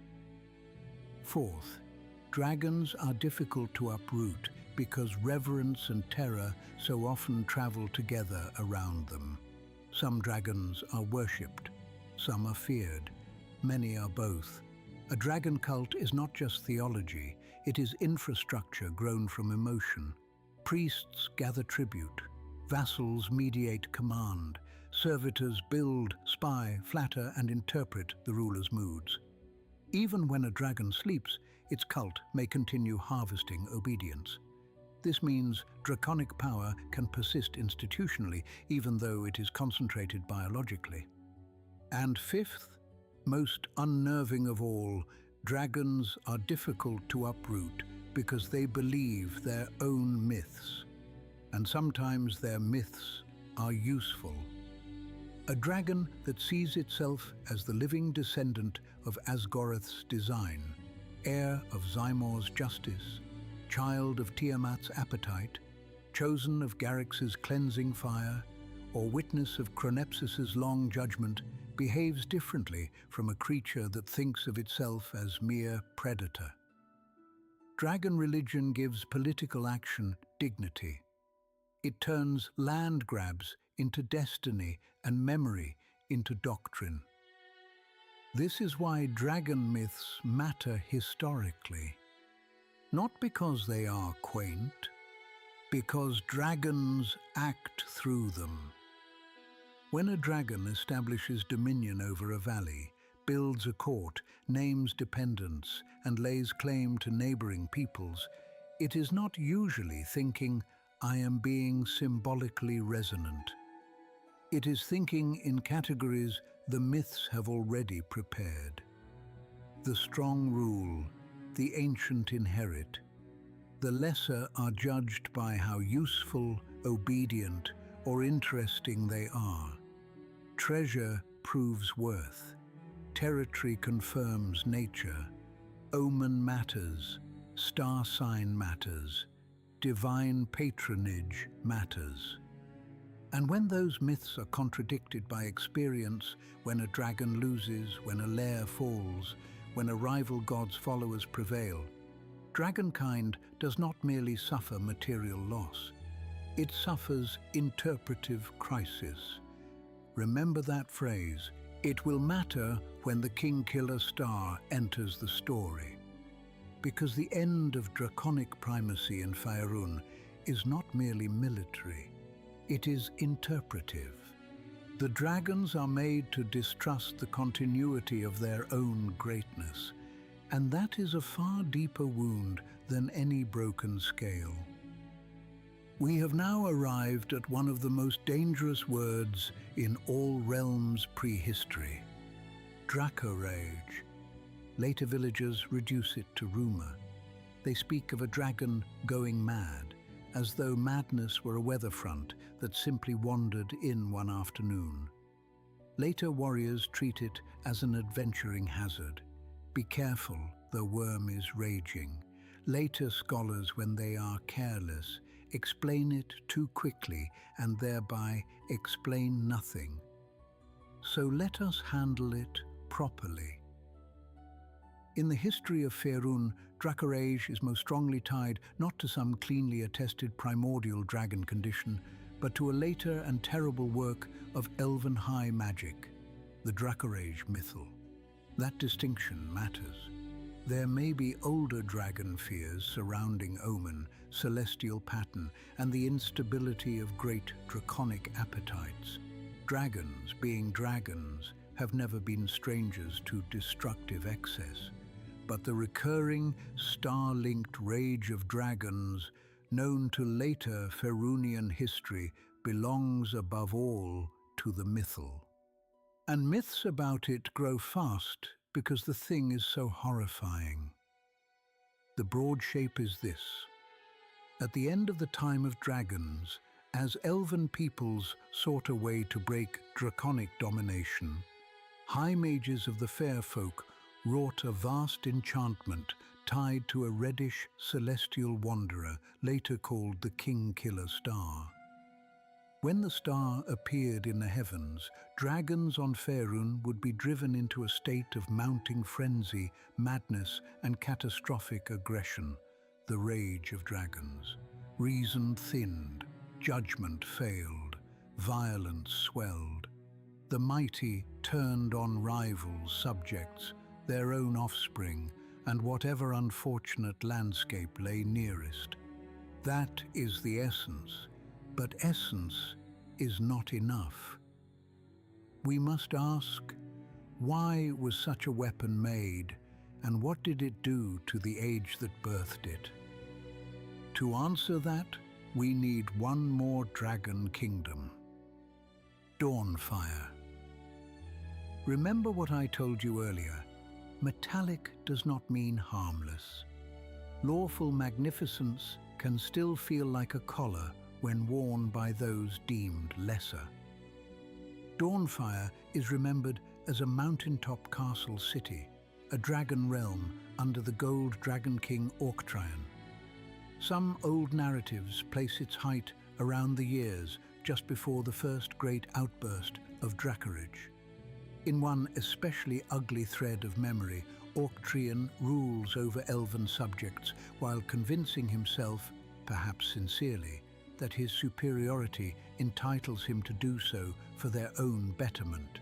Rebellious elves are subdued.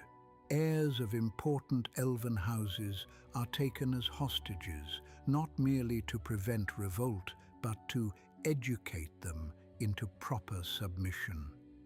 Do you hear the shape of that word? Educate. Empire adores that verb. It allows domination to wear a tutor's smile. Among those entangled in this draconic order appears Winterflower Duskmere, whose name survives because rage, when refined by intellect and humiliation, can become policy. In some retellings, she is one of the hostages. In others, the descendant of families broken under dragon sovereignty. However one reconstructs the specifics, her story survives as emblem. An elf who saw too clearly what dragon rule actually meant. Not glorious majesty, not benevolent guidance, exploitation dressed in superiority. A dragon may love beauty, justice and ceremony, and still treat elves as clever ornaments, useful servants, or inferiors fit to be harvested. And so the Dracorage mythal is conceived not in abstraction, but in pressure. This is important. The high magic of the elves is often romanticized by later admirers who like their magic clean and their ancestors prettier than they were. Resist that. High magic can heal, preserve, and sanctify. It can also wound at civilizational scale. The Dracorage mythal is not a decorative wonder. It is a strategic atrocity born of desperation, resentment, brilliance, and the conviction that a people cannot outfight dragons conventionally for long. Some traditions date the first full rage around -25,000 Dala reckoning. Others drift a few centuries one way or another. Prehistoric chronology is like that. The bones stay put, the labels wander. But the consensus shape is clear enough. By the late Dawn Age, the enchantment is active, the Kingkiller star is bound to the pattern, and dragonkind begins suffering a periodic unmaking of judgment tied to the heavens. Now imagine what that means from a dragon perspective.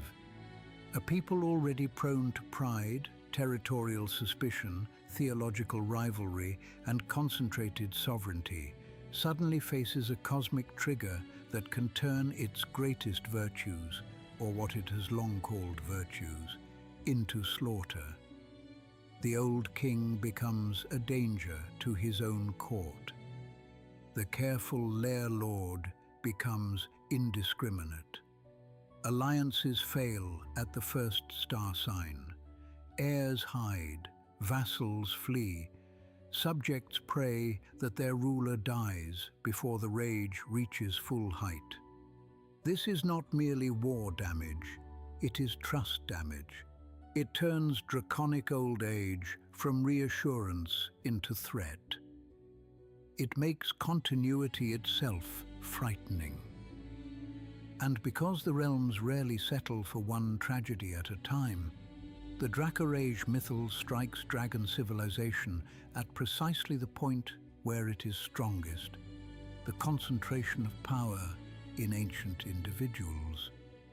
Remember everything we said about dragons feeling older than history. Their age is authority, their memory is legitimacy. Their hordes are compressed continuity, their lairs are kingdoms, their bodies are governments. Now add a periodic celestial madness that attacks exactly those beings. The result is not just death. It is political collapse.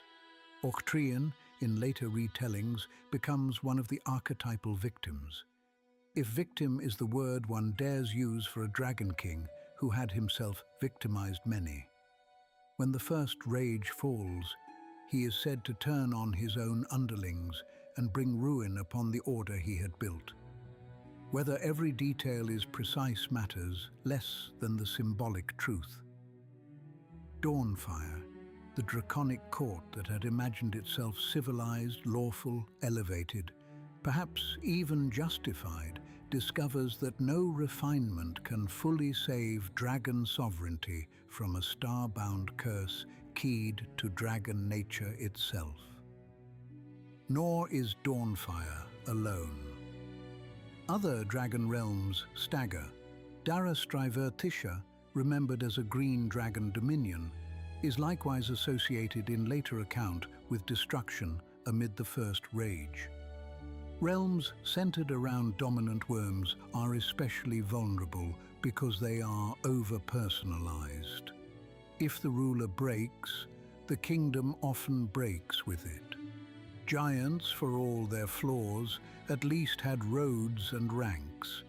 Dragons had persons of immense will. The mythal turns that strength inward. This is why I say the end of the time of dragons is interpretive as much as military. You can survive losing territory. You can even survive losing wars. It is much harder to survive losing confidence in the continuity of your own superiority. The Dracarage mythal does that.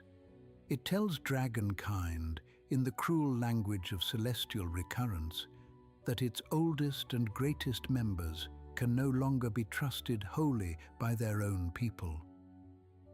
What does an heir do when the venerable patriarch might become a murder storm at the next appearance of the star? What does a subject do when even a just dragon ruler may one day stop being just in any actionable sense? What does a neighboring realm do when treaties are only as stable as the heavens? This is how a civilization becomes brittle. This is how an age ends.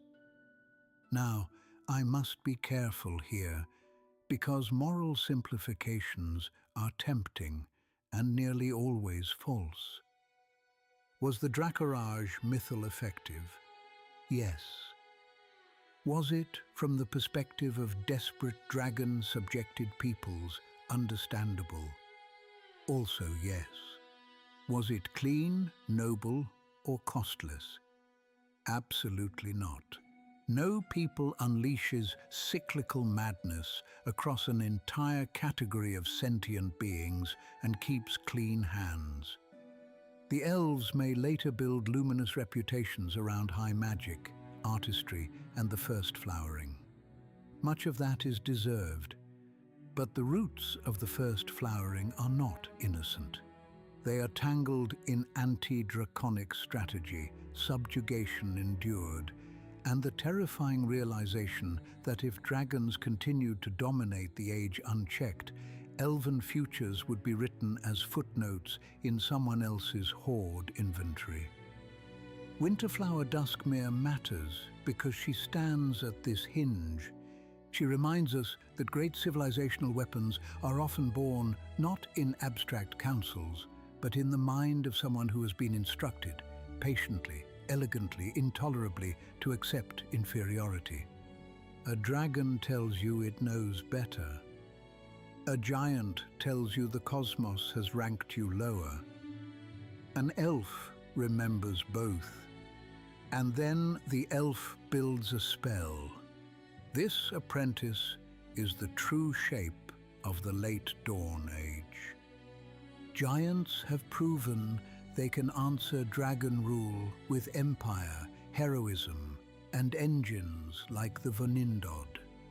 Dragons have proven they can survive catastrophe, dominate vast territories, and convert their own personalities into political weather. Neither has managed to become sole master of Faerûn.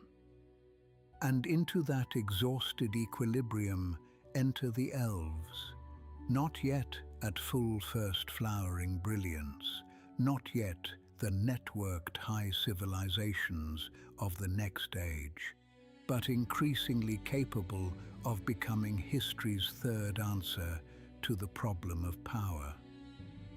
What do elves learn from giants? That memory can be made durable and world-shaping. That civilization can externalize itself through infrastructure, monument, law, and magic.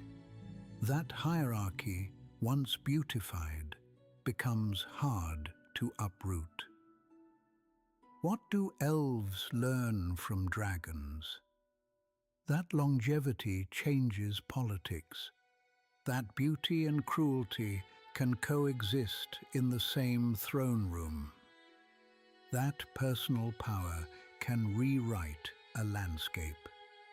That myth, when believed hard enough, becomes governance. And what do they decide? They decide eventually that if they are to survive between stone and scale, they must become masters of another form of permanence. Not roads, not hordes, mythals. But that, yes, is next episode. For tonight, I want to leave you with 3 final comparisons. First comparison.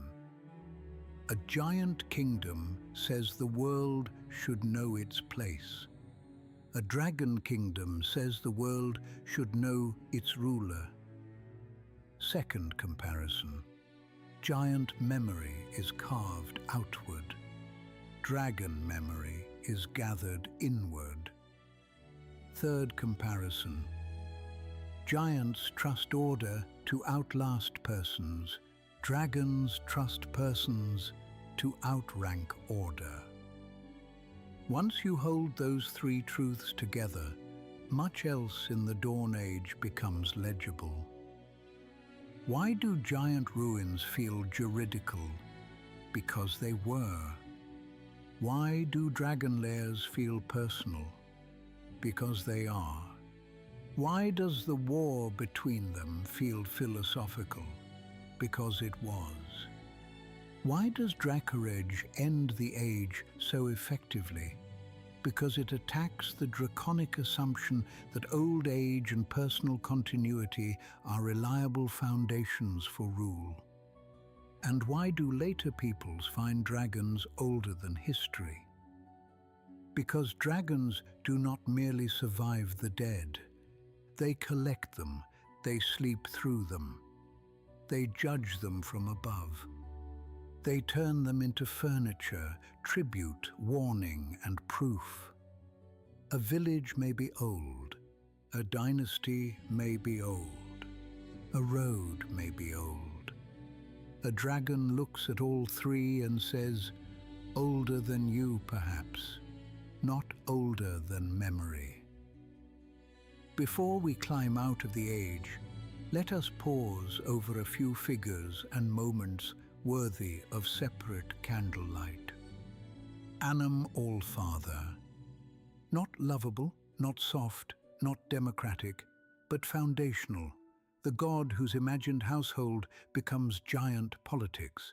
To understand any later giant longing for lost station, you must understand Annam not as a kindly patriarch, but as the divine architect of giant entitlement. Later giant despair often takes the form of a child wondering why the father withdrew.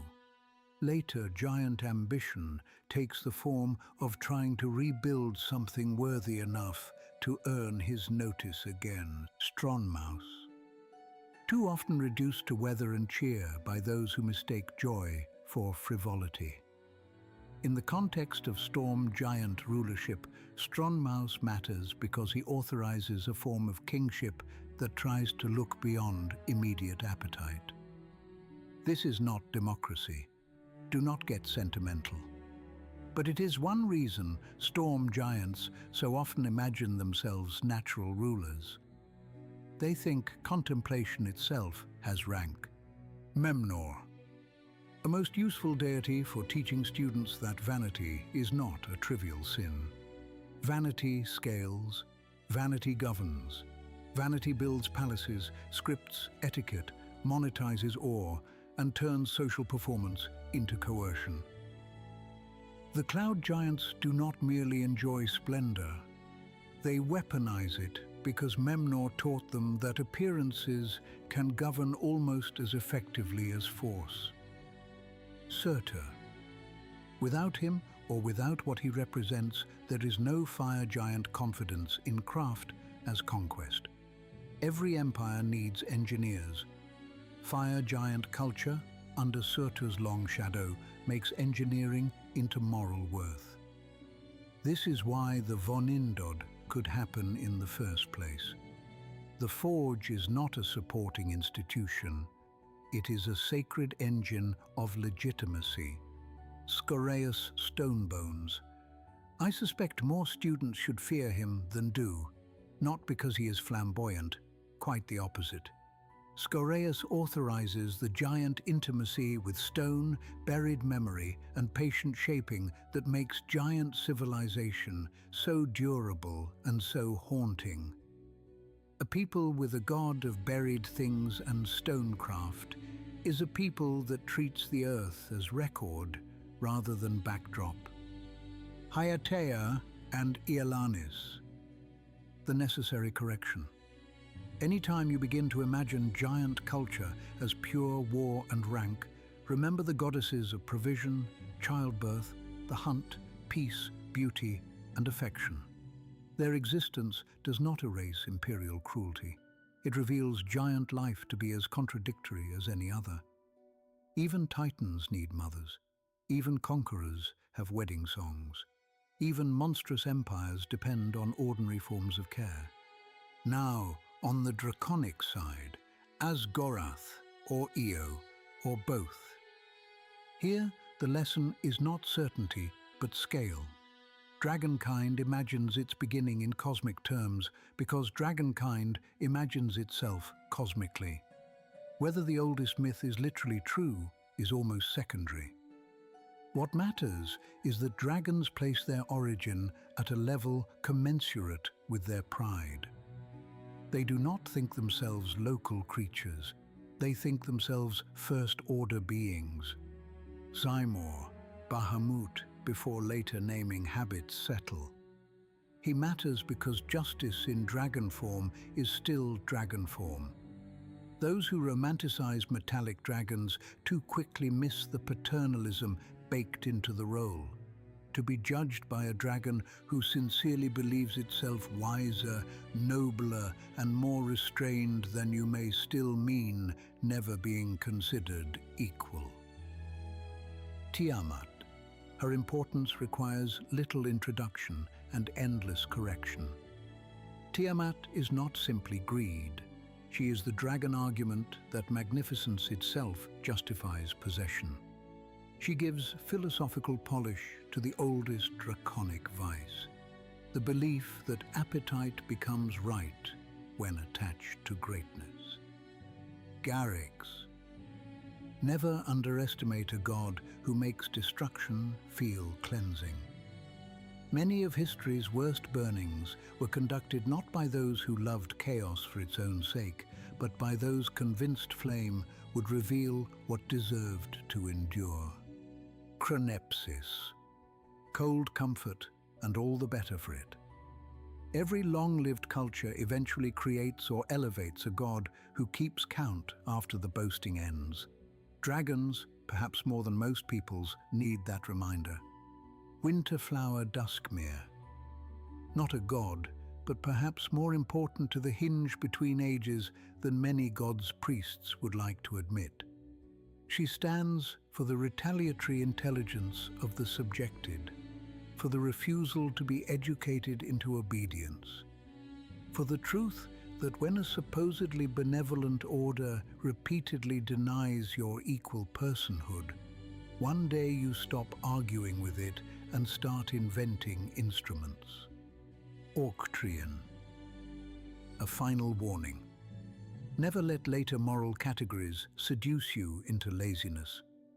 A gold dragon king may build courts, sponsor law, and still embody domination so complete that entire peoples remember his age not as enlightenment, but as elegant captivity. And finally, the King-Killer Star.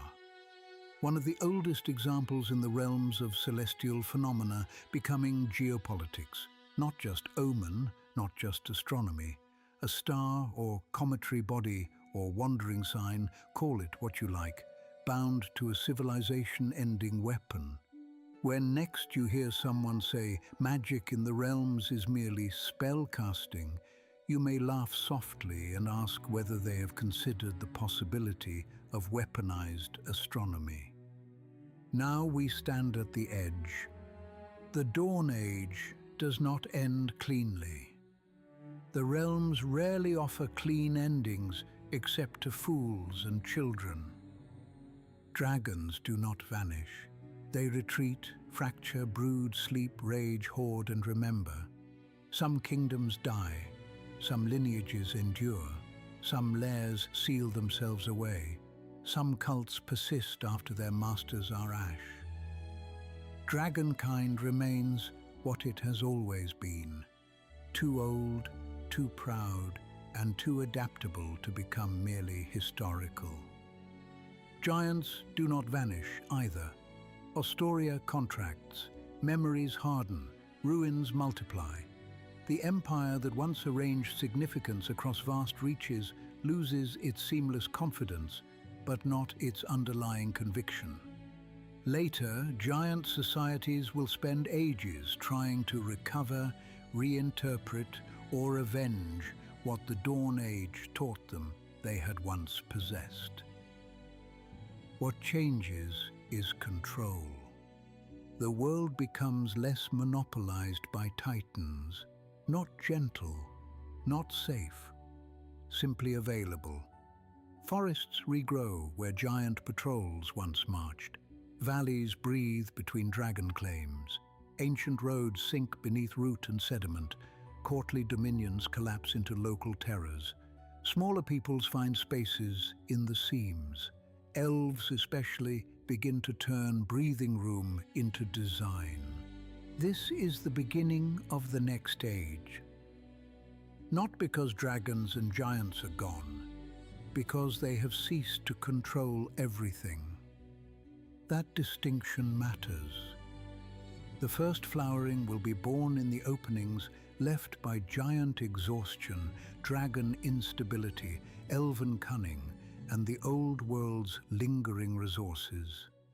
High magic will rise not in a vacuum, but in a landscape already educated by the mistakes of larger powers. Which means the next age will inherit not only opportunity, but methods. From giants, the elves will inherit the dream of durable, world-shaping order. From dragons, they will inherit the political use of longevity, symbolism, and concentrated magical prestige. And from both, they will inherit the fatal temptation to believe beauty makes power innocent. Remember that. It will matter enormously when we reach the long golden grief of elven history. For now, though, let us leave the age with questions. First question: which is more dangerous? A civilization that carves its law into the landscape, or a ruler who carries civilization inside its own body? Second question: if you could safely walk one remnant of the Dawn Age, what would you choose? An Ostorian road lined with weather-worn runes, a cloud giant hall frozen a moment before its burning, a fire giant foundry where pieces of the Vonindod once cooled, a stone giant memorial chamber where grief has been carved into the walls so deeply it still hums, or the outer chamber of a dead worm's hoard, where the dead ages of the world lie in glittering disorder. Third question: Was the Dracarage mythal justified? Not tactically, morally. Because history is easy when the victims and perpetrators remain in separate columns. The realms rarely indulge us in that convenience. Hold your answers. Write them down if you must. And if you are listening through a sending stone or a scrying mirror, through whatever modern marvel carries this lorecast into your ears, then I invite you to share. Comment your answers. And while you are there, tell me what you want illuminated next. The deeper history of the Ordning, the hidden life of giant runes, the theology of Bahamut and Tiamat in the earliest ages, the King-Killer Star, the Vonindod, Dawnfire, Winterflower Duskmere, early elven high magic, mythals, or the long road from the Dawn Age into the Crown Wars. Times, characters, factions. The shelves are deep, and I am not going anywhere. Next episode, yes, now at last, we step into the first flowering. We will speak of early elven realms, of the Seldarine not merely as objects of devotion, but as political gravity, of high magic becoming something more than wonder, of mythals not as glowing curiosities, but as social, territorial, and civilizational instruments. And we will begin to examine why the Elven Golden Age remains, even in its beauty, one of the longest and most elegant preludes to tragedy in all Faerûn. Because every age that calls itself refined is eventually tempted to believe refinement excuses supremacy, and that temptation has made corpses of empires. And now we end tonight's lesson. A brief word before you climb back up into Waterdeep's noise. This episode is brought to you again by Dharma Web Solutions, masters of crafting robust web applications and solving the thorny challenges of the modern internet. Whether you need an elegant front end, a scalable back end, or a seamless integration of the two, visit dharmawebsolutions.com. And yes, there is more. We are working with Dharma Web Solutions on a proper home for these lessons, a website and archive where transcripts, timelines, and lore references can live in one organized vault, something sturdier than scattered notes and fleeting posts. When it is ready, I will tell you. When the doors open, you will be invited. Merch is coming soon as well. Hats and shirts for those who want to wear a little candlelit stubbornness in the daylight. I will announce those when the first shipment exists outside my imagination.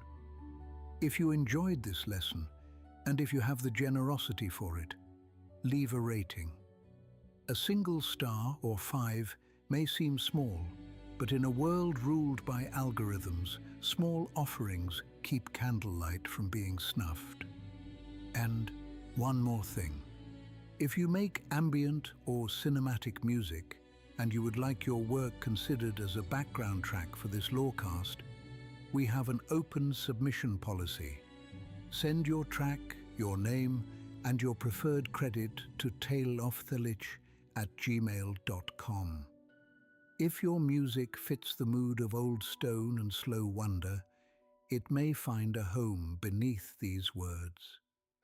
Until next time, my apprentice, close your notes, cap your ink, step back into the city above with a mind full of older silence. And remember, the oldest powers do not always die. Sometimes they simply lose the habit of being obeyed. Good night.